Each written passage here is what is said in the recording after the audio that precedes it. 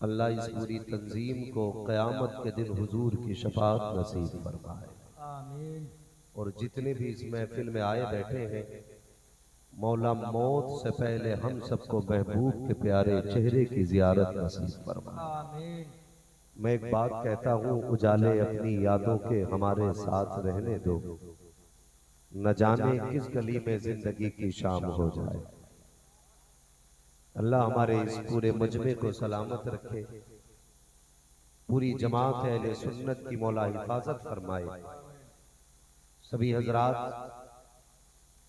रब का शुक्र अदा किया करें, जहां तमाम तर नेमतों का शुक्रिया अदा करते हैं, इस नेमत का भी शुक्रिया अदा किया करें कि रब ने हमें और आपको सुन्नी बरेलवी बनाया है। आमीन अल्लाहुम्मा हाँ, इस बात का भी शुक्रिया अदा किया करें कि रब ने हमें और आपको सुन्नी बोल सकते हैं तो बोले, वरना चुप भी रहेंगे तो चलेगा, अपना कोई मसला नहीं है। हम पलटते नहीं बेजान किताबों के वरक, हम वो पढ़ते हैं जो चेहरों पे लिखा होता है। सुभान अल्लाह। जब आप सोने लग जाएंगे हम समझ जाएंगे सलाम होना चाहिए। ठीक है जी। हम तो मरते हैं तब भी सलाम पढ़ा जाता है, हम सोते हैं तब भी सलाम पढ़ा जाता है, इसलिए कि मरने की तरफ देख न जीने की तरफ देख, जब चोट लगे दिल को मदीने की तरफ देख। सुभान अल्लाह।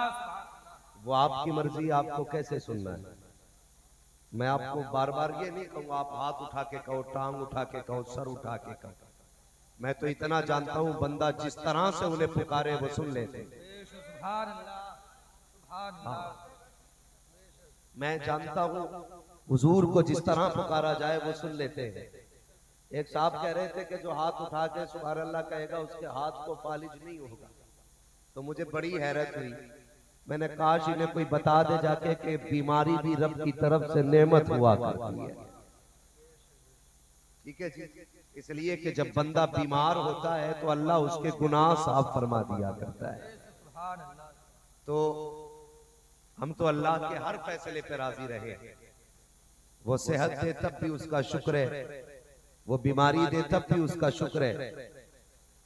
मेरे सरकार आला हजरत ने कहा था कि अपने महबूब की उम्मत में बनाया मुझको, शुक्र किस तरह करूं मालिको मौला तेरा, दिल बस खौफ से पत्ता सा उड़ा जाता है, पल्ला हल्का की सगी भारी है भरोसा तेरा।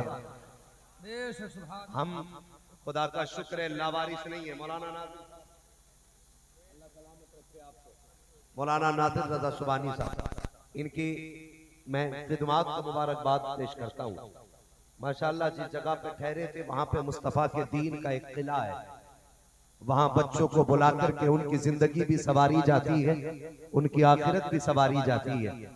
और हमारी कौम कासिर है इस बात को सोचने पर कि पूरी दुनिया इस ताकत पे लगी है, सारी ताकतें ये कोशिश कर रही हैं कि जितना जल्दी हो सके मदरसे बंद कर दिए जाएं, इसलिए कि ये जानते हैं कि जब तक मदरसे जिंदा रहेंगे इस्लाम के मानने वालों के सीनों में इश्क रसूल जिंदा रहेगा। वो ये भी जानते हैं कि अगर इश्क रसूल की शमा जल रही है तो आज मदारिस की बुनियाद पे जल रही है, आज उलमा की बुनियाद पे जल रही है। ये मेरी कौम के जियाले बैठे हैं। मैं ये नहीं कहूंगा कौन हुजूर से प्यार करता है कौन नहीं, मैं कौन होता हूँ तोलने और नापने वाला। मैं तो इतना जानता हूँ महबूब की महफिल को महबूब सजाते हैं, आते हैं वही जिनको सरकार बुलाते हैं। जिन्हें हुजूर ने बुलाया है वही आए हुए हैं। तो फिर मेरा हक नहीं बनता मैं पूछूं किसे हुजूर से प्यार है। मेरा ईमान ये है, इतनी रात को बच्चे तो बच्चे जवान तक नहीं जाग सकते। 10 किलो बिरयानी के लिए कोई नहीं बैठेगा, मियाँ 1 किलो लड्डू के लिए कोई नहीं बैठ सकता। इतनी लंबी लाइन तो नोटबंदी में बैंकों के आगे भी नहीं लगी थी जितनी रात हो गई है। जवान तो छोड़ो, ये छोटे छोटे बच्चे जिन्हें बिस्तर पे होना चाहिए था, ये रात के 12 बजे जमीन पे बैठ के बता रहे हैं हमारा कद देख करके उनके इश्क का फैसला न करना, मैला लिबास देख के यूं फैसला न कर, मैं कौन सा दरख्त हूं ये फल बताएगा। ये बच्चों का बैठना, ये जवानों का आना ये बता रहा है हम आज यहाँ किसी और के लिए नहीं, मदीने वाले मुस्तफा के लिए आए हुए बैठे। साउंड वाले भाई से गुजारिश है इसका इको इतना कम कर दे कि बात समझ में आने लगे। थोड़ी सी रिपीट ज्यादा हो रही है, हल्की रखें मगर हल्की रखें, इतनी भी सूखी ना कर दें कि गला घुट जाए। तवज्जो है आप लोगों की? अल्लाह आपको सलामत रखे। दुआएं देना कमेटी वालों को, उन्होंने आज की रात ये महफिल सजा के हुजूर की बातें करने का मौका दे दिया है। तो दुनिया ये कोशिश कर रही है ये मदरसे बंद कर दिए जाएं, दरसगाहें बंद कर दी जाएं। अभी मुझसे पहले मुफ्ती साहब किबला ने एक बात कही, मेरे कानों तक आ रही थी। उन्होंने कहा हसद की आग इतनी तेजी से लग रही है कि हमारे मिंबर भी महफूज नहीं है। ये सच्ची बात है मेरे भाई, हसद को आग लगा दो, अगर दिल में रखना है तो रश्क रखा करो। किसी की तरक्की देख के ये ना करें मौला इसको जलील कर, ये कहा करो मालिक तेरे खजानों में तो कमी नहीं है, तूने इसे इज्जत दी है तो मुझे भी इज्जत अता फरमा दे। अल्लाह से इज्जतों की खैरात मांगा करो। और मैं बहुत बड़े मर्द कलंदर की बारगाह में अक्सर बैठा करता हूं, जिसे दुनिया वैसे मुस्तफा वास्ती कहा करती है। उस मर्द कलंदर की अगर बात बताऊं खुदा की कसम, वो नजर डाल दे तो तकदीर बदल देता है, जबान खोल दे तो बीमारियों का जनाजा निकाल देता है, फूंक डाल दे तो मुसीबतों से निकाल देता है। अक्सर फरमाया करते मेरे मुर्शिद इजाजत भी है, मैं इस लायक नहीं था, ना जाने क्या समझ के क्यों नवाज दिया, मगर मैं दुआ करता हूं अल्लाह मुझे उनकी नजरों में इज्जत के लायक रखे।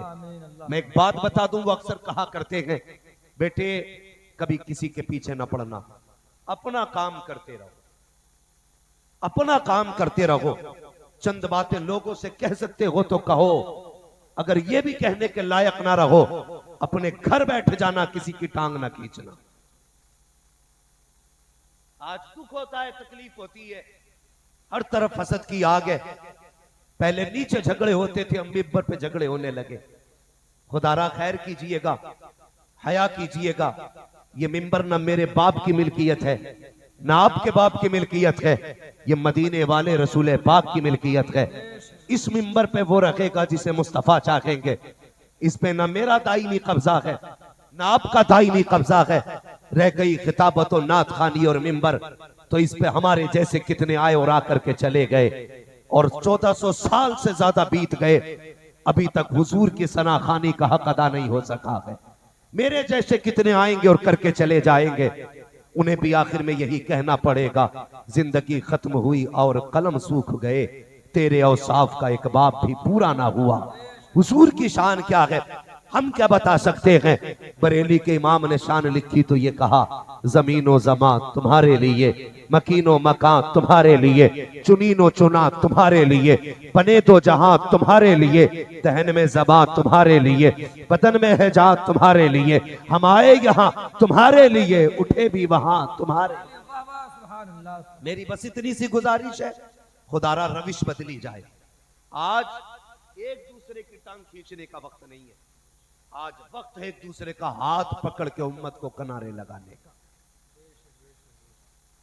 बहुत गौर करने वाली बात है जो मैं कह रहा हूं। आज उम्मत को किनारे लगाने का वक्त है। आज उम्मत का बेड़ा डगमगा रहा है। आज मझधार में खड़े हैं हम, नीचे से लेके ऊपर तक हमारे खिलाफ हवाएं हैं। आज जो इतनी सुकून से 12 बजे तक बैठे हो ना, आप ही की चौकी के अंदर हमारे जाकिर भाई है।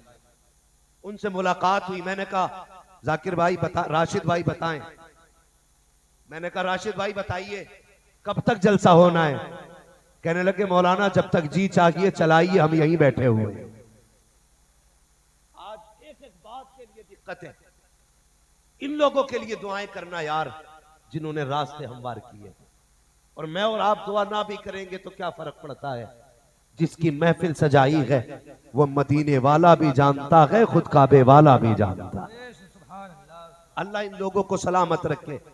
नौजवानों आपसे गुजारिश है, हालात इतना नागुफ्ता भी होते जा रहे हैं, एक एक कदम पे खतरा है, सांस सांस धड़कन धड़कन मुसीबत बन चुकी है।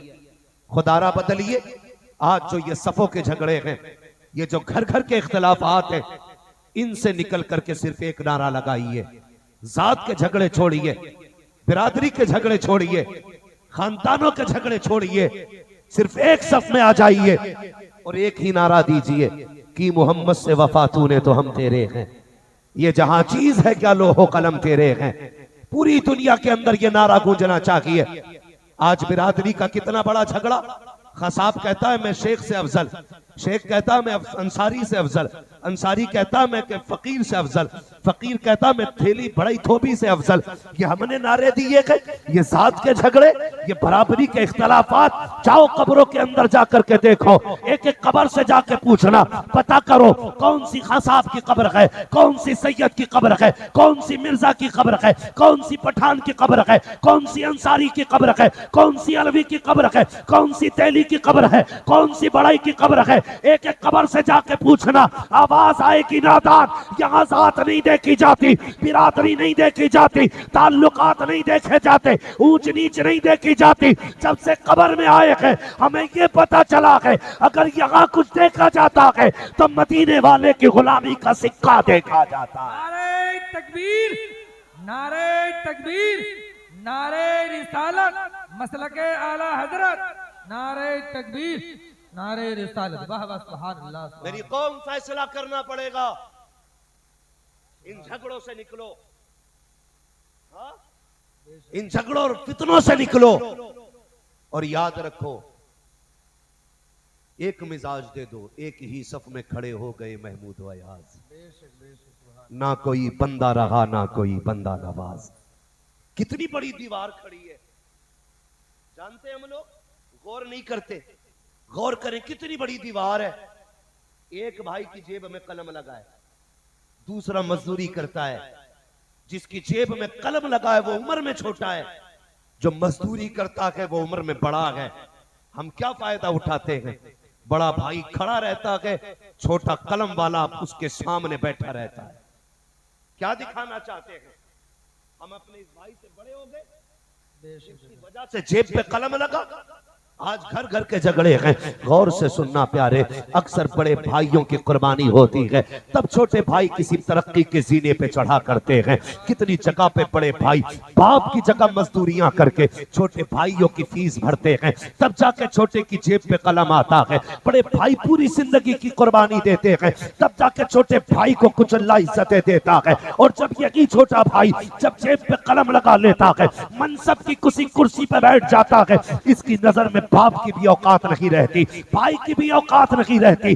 किस समाज में जी रखे हो? हमने तो उस रसूल का कलमा पढ़ा था जिसने बिलाल को अबू बकर के बगल में लाके खड़ा किया। हमने उस रसूल का कलमा पढ़ा जिसने मुसअब बिन उमैर को अमीर हमजा से बड़ी चादर अता की थी। हमने उस रसूल का कलमा पढ़ा है जिसने तन के काले मन के गौरों को यह औकात दिखाई थी कि मोहम्मद नफरतें मिटाने आया है। आज मैं पूछना चाहता हूँ, अपने मनसब की कुर्सी ऊंची करने के लिए कब तक भाई भाई को लड़ाओगे? कब तक बाप बेटे को लड़ाओगे? कब तक खानदान को खानदान से लड़ाओगे?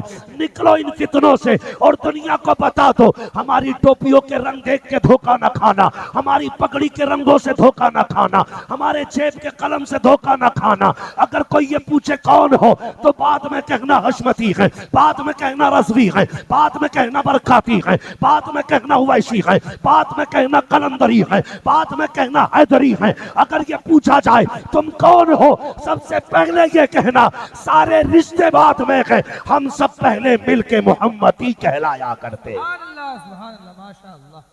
सबसे पहली निस्बत हमारी हुजूर वाली है। सुभान अल्लाह, वाह वाह वाह। सबसे पहली निस्बत हुजूर वाली।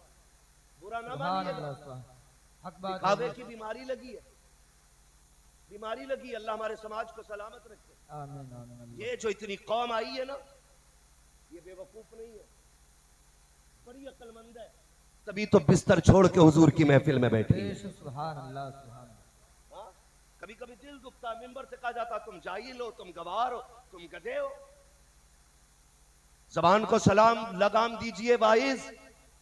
तुम नहीं जानते इस मजमे में कोई ऐसा भी तो होगा जब दुनिया सो जाती होगी वो मुसल्ला बिछा के अपने रब से बातें करता होगा। सुभान अल्लाह, सुभान अल्लाह। किसके राज जानते हो आप? एक ही लाठी से सबको नहीं हाँका जाता। मैं बेवकूफ नहीं कहूंगा, मैं कहूंगा अक्लमंद हो जो बिस्तर छोड़ के महफिल में आए। आप दानिश्वर हो जो आराम छोड़ के जमीन पे बैठ गए हो, अल्लाह आपको सलामत रखे। लेकिन मेरी बात याद रखिएगा, बुरा ना मानिएगा, मेरे हुजूर ने एक सबक दिया, प्यार का पैगाम, मोहब्बत का पैगाम, एक दूसरे को माफ करने का पैगाम। नफरतें जानते हो कितनी बढ़ गई है? हद हो गई है, हद हो गई है।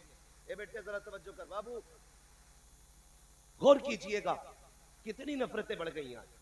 जाओ कभी थानों में जाके देखो रजिस्टर, सबसे ज्यादा मुकदमे हमारे।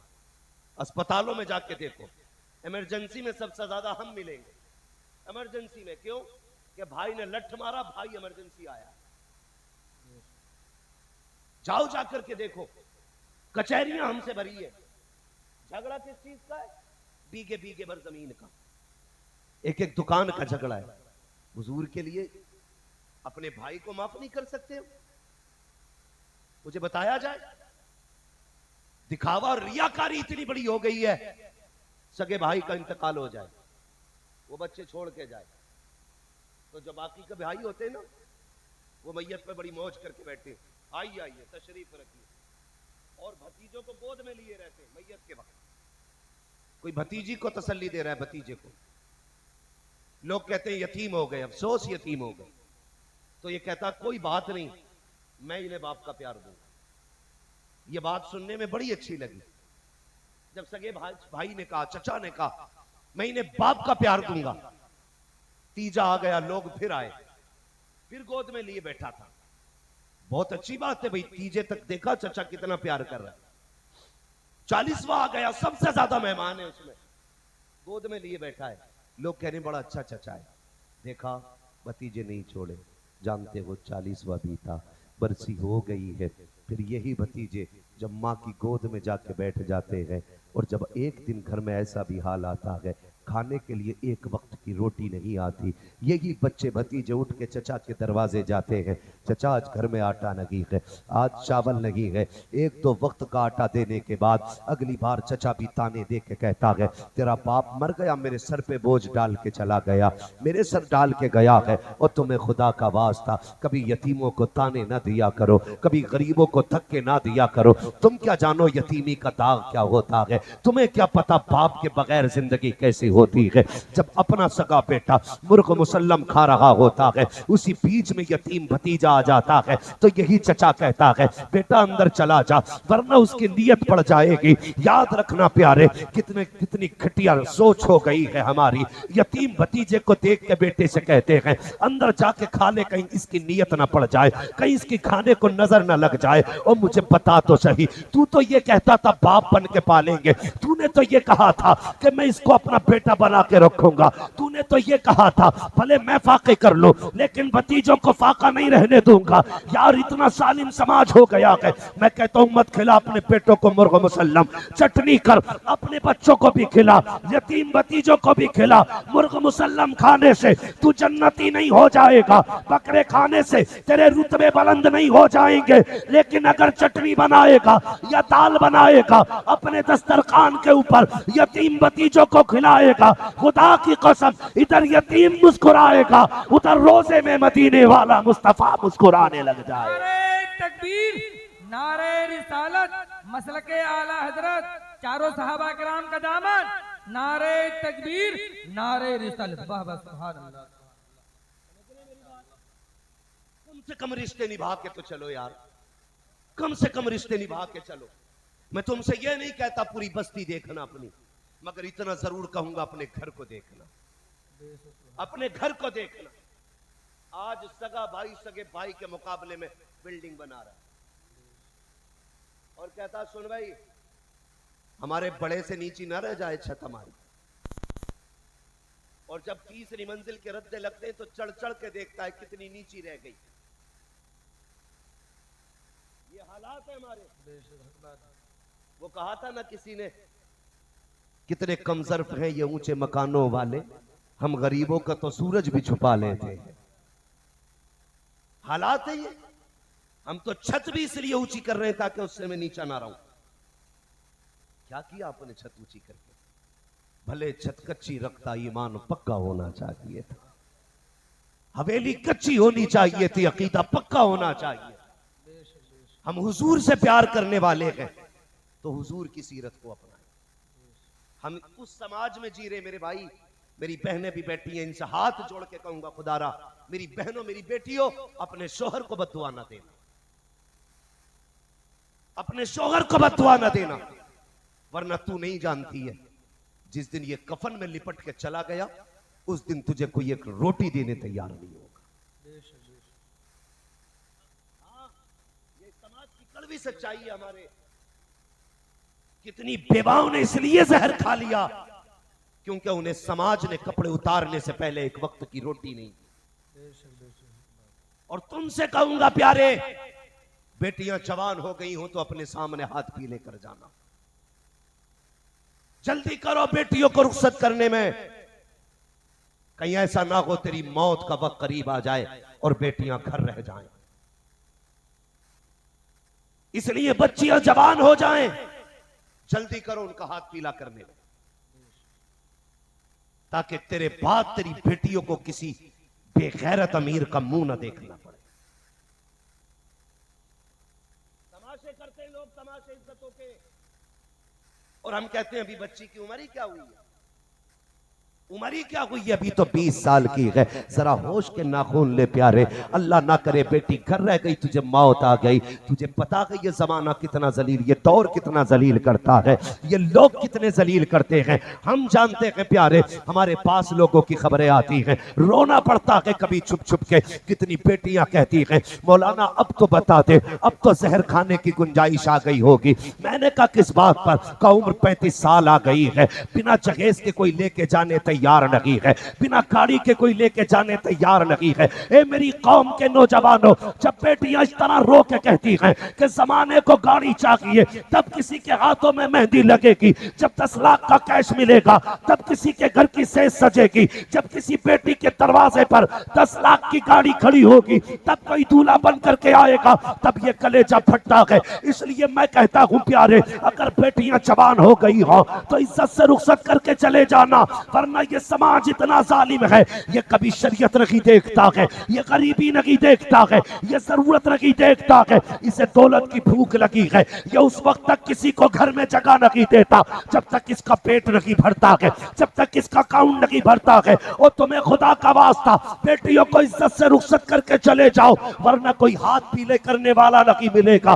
कितनी बेटियां बाप की दहलीज पर बैठी बैठी इसलिए बूढ़ी हो गई है कि कोई हाथ पीले करने नहीं आया, किसी का भाई नहीं है, किसी का बाप नहीं है। और तुम्हें खुदा का वास्ता, जानते हो हमने किस नबी का कलमा पढ़ा है? देखो तो सही, आज के दौर में अगर बेवा बच्चों को पालना चाहे तो जब तक कपड़े नहीं उतार लेती है उसके बच्चों को रोटी नहीं दी जाती है। और अगर किसी यतीम को किस्मत से अपने दरवाजे पे काम के लिए रख लिया जाए, जब तक जूते साफ नहीं करा लिए जाते उसे मजदूरी नहीं दी जाती है। कौन सी जिंदगी जी रहे हो यार, किस समाज में चल रहे हो तुम? आओ जरा तारीख उठा के देखो मेरे नबी की। मक्के का इब्तदाई इस्लामी दौर है, मेरे नबी ने ऐलान नबुव्वत किया है। वो मक्के की जमीन जहाँ की जमीन भी पत्थर की है, लोगों के दिल भी पत्थर के हैं, उनके जमीन भी पत्थर के थे, ऐसे समाज के अंदर मेरे नबी ने ऐलान नबुव्वत किया है। लोगों ने दरवाजे बंद कर दिए, किसी ने कागिन कहा था, किसी ने जादूगर कहा था,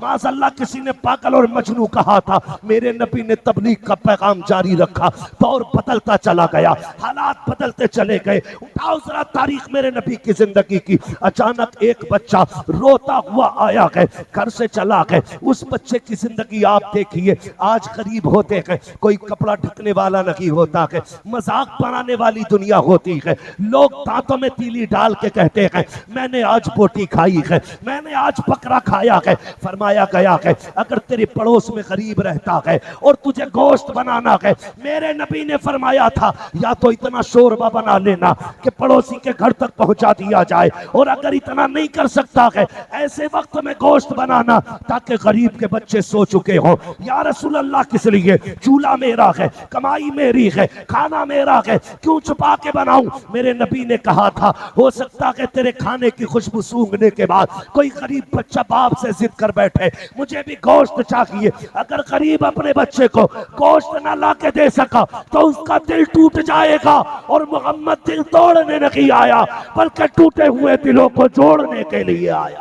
नारे तकबीर, नारे रिसालत मसलके आला हजरत मुफ्ती हम्मद रजा साहब, नारे तकबीर, नारे रिसालत। हुजूर ने फरमाया मैं टूटे दिलों को जोड़ने आया हूँ। आज तो जानबूझ के हड्डियां फेंकी जाती है पड़ोस में, आज मेरे घर पाए बने हैं, जानबूझ के हड्डी फेंकी जाती है, शर्म कर। रज़ाक अल्लाह है, 2 मिनट में अगर चाहे तो टुकड़ों पे लाके डाल देता है। अगर वो बंद करने पे आ जाए ना तो करोड़पतियों का पानी बंद कर दे। हक बात है। यकीन ना हो तो कभी देखना, अल्लाह ना चाहे तो एक लुकमा हलक से नहीं उतर सकता। बेशक बेशक बेशक। बाजार जाओ, मछली लाओ, बीवी से कहो जरा जम के बनाना। आज 2 किलो लाया हूं, डट के खानी है। कितनी पिलानी गई थी, बनवाई, अचानक दस्तरखान पे बैठा, पेट में दर्द उठा, डॉक्टर के पास गया, डॉक्टर ने कहा कि सिवाय खिचड़ी के कुछ नहीं खा सकते। बोलो क्या हुआ, ताला लग गया कि नहीं? बोलो, वो मुंह नहीं तोड़ता है, वो जबड़े नहीं तोड़ता है, वो ऐसे ताले लगा देता है, ऐसे लगा देता, सिर्फ खिचड़ी खानी है। कहना डॉक्टर साहब बड़े शौक से लाया था, बाजार गया था, जिंदा मछली थी, 1 दिन की तो इजाजत दे दो। कहता मरना है तो खा ले। फिर दस्तरखान पे भी रखी तो मुंह मोड़ के कहता ऐसे बंद कर देता है अल्लाह। तो कभी किसी को रोटी खा के चिढ़ाना नहीं, कभी किसी को हकीर नहीं जनाना है कि तू हकीर है, तेरे पास कुछ नहीं। हुजूर का दौर है, सुने बहुत गौर से। खुदारा ख्याल किया करो, ख्याल, जरूरतमंदों का खास ख्याल। कितने अजीब लोग हैं, एक कंबल देंगे 12 लोग खड़े होंगे, एक कंबल होगा 12 लोग खड़े होंगे। एक दिन तो गैरत आई, सोशल मीडिया पे देखा, एक केले को 6 लोग दे रहे हैं।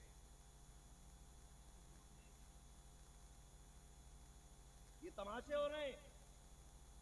फरमाया गया जो अल्लाह की मखलूक से प्यार करता है, अल्लाह उससे प्यार करता है। अगर तुम चाहते हो अल्लाह तुमसे प्यार करे तो तुम लोगों से प्यार करो। और प्यार करने का तकाजा ये नहीं है उन्हें एक केला दे के जलील किया जाए। एक साहब कहने लगे जी हमारे हजूर ने ना इस बार ना 2000 कंबल बांटे। मैंने कहा कब? कहा देखो ये वीडियो है, वीडियो देख के खून जल गया। हजूर वाकई कंबल तो दे रहे हैं, लेकिन जिसे छप्पर से निकाल के कंबल दे रहे उससे कह रहे मुंह उठाओ, कैमरे के आगे तरह मुंह करो, बताओ कब से कंबल नहीं था तुम पे? और जालिम तेरे कंबल से इसकी ये छप्परिया बेहतर थी। भले छप्पर में था लेकिन अल्लाह ने ऐब नहीं खोले थे। तू एक कंबल देख के जलील कर रहा है। कह रहे बताओ कितने दिन से नहीं था कंबल? बंदा है तू, खुदा नहीं है। लिमिट में रहे, खाल में रहे। जब अल्लाह उधेड़ने पे आता है तो कोई संभालने वाला नसीब नहीं होता है। बेशक जलील न करना उसके बंदों को। दे सकते हो तो मुट्ठी बंद करके दो, वरना मत दो। अल्लाह के बंदों को तुम्हारी जरूरत नहीं है, उनके लिए अल्लाह काफी है। हाँ, उनके लिए अल्लाह काफी है।